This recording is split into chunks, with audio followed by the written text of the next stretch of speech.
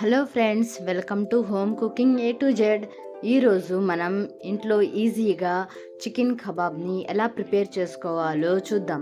దీనికోసం మనం ముందుగా హాఫ్ కప్పు వరకు శనగపప్పుని తీసుకొని శనగపప్పుని 1 లేదా 2 సార్లు బాగా వాష్ చేసుకొని అందులో అవి మునిగేంత వరకు వాటర్ వేసి అరగంట సేపు మనం నానబెట్టుకోవాలి.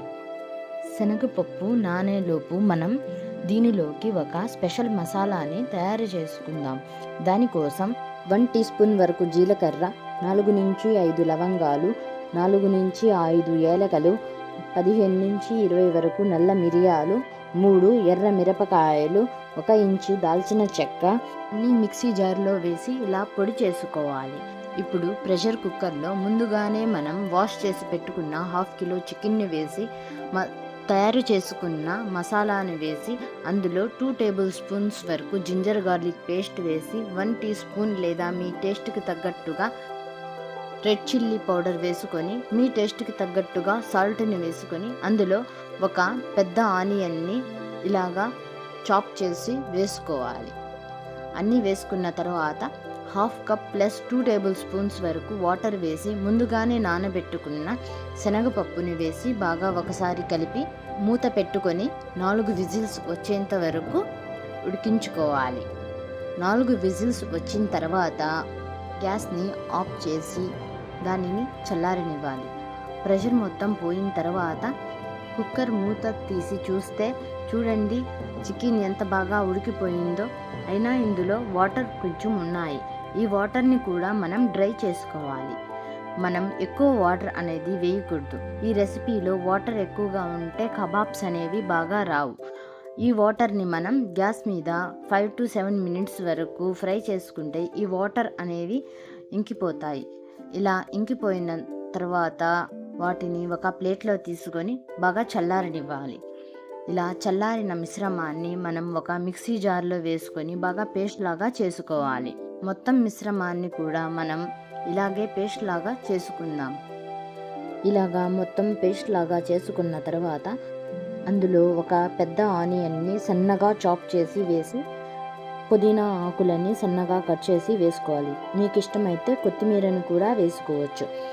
1 టేబుల్ స్పూన్ లేదా 2 టేబుల్ స్పూన్స్ వరకు లెమన్ జ్యూస్ని వేసి ఒక గుడ్డుని వేసుకొని బాగా మొత్తం కలిసేంత వరకు మిక్స్ చేసుకోవాలి. ఇందులో ఎగ్ వేయడం ఇష్టం లేని వాళ్ళు ఎగ్ని స్కిప్ చేయొచ్చు. ఈ వీడియో మీకు నచ్చినట్లయితే లైక్ చేయండి, మీ ఫ్రెండ్స్ అండ్ ఫ్యామిలీకి షేర్ చేయండి. ఇలాంటి మరెన్నో రెసిపీస్ కోసం మా ఛానల్ని సబ్స్క్రైబ్ చేసుకోండి. బాగా మిక్స్ చేసిన ఈ మిశ్రమంలో నుంచి మనం ఒక పెద్ద నిమ్మ సైజ్ అంతా మిశ్రమాన్ని తీసుకొని ఇలాగా అరచేతిలో పెట్టుకొని రౌండ్గా కబాబ్స్ షేప్ లాగా ఒత్తుకొని ఒక ప్లేట్లో పక్కన పెట్టుకోవాలి. మిగతావన్నీ కూడా ఇలాగే మనం కబాబ్ షేప్లో ఒత్తుకొని పక్కన పెట్టుకున్నాం. దాని తర్వాత మనం గ్యాస్ మీద ఒక ప్యాన్ తీసుకొని అందులో ఆయిల్ వేసి ఆయిల్ హీట్ అయిన తర్వాత ఒక్కొక్కటిగా కబాబ్స్ అన్నీ వేసి మీడియం ఫ్లేమ్ మీద 2 వైపులా గోల్డెన్ బ్రౌన్ కలర్ వచ్చేంత వరకు మనం ఫ్రై చేసుకోవాలి. మధ్యలో మనకి ఆయిల్ సరిపడకపోతే ఇంకొంచెం ఆయిల్ అయినా వేసి మనం ఈ కబాబ్స్ అనేవి బాగా గోల్డెన్ బ్రౌన్ క్రిస్పీగా వచ్చేంత వరకు 2 వైపులా తిప్పుకుంటూ ఫ్రై చేసుకోవాలి. చూసారా ఫ్రెండ్స్, కలర్ ఎంత బాగా వచ్చిందో. వీటిని మరీ హై ఫ్లేమ్లో కాకుండా మరీ లో ఫ్లేమ్లో కాకుండా మీడియం ఫ్లేమ్లో పెట్టుకుంటే మనకి కలర్ అనేవి బాగా వస్తాయి, క్రిస్పీగా కూడా వస్తాయి. ఇవి రైస్లో అయినా చపాతీలో అయినా ఎందులోకైనా చాలా పర్ఫెక్ట్గా ఉంటాయి. ఇప్పుడు 2 సైడ్స్ గోల్డెన్ బ్రౌన్ కలర్ వచ్చిన తర్వాత వీటిని ఒక సర్వింగ్ ప్లేట్లోకి తీసుకుందాం. ఇవి టమాటా కచప్తో తింటే చాలా బాగా ఉంటాయి. వేడివేడిగా తింటేనే వీటి రుచి ఇంకా బాగుంటుంది.